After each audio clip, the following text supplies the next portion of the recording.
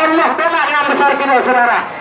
Baru saja kami dikabarkan dari Makkah Al-Mukarramah, kemarin dikabarkan oleh Kiai Sopri bahwasanya cekal beliau sudah dicabut, betul? Dendanya sudah dihapus, betul? Tinggal exit permit, izin keluar. Dan alhamdulillah sore hari ini izin keluar beliau sudah terbit di Saudi.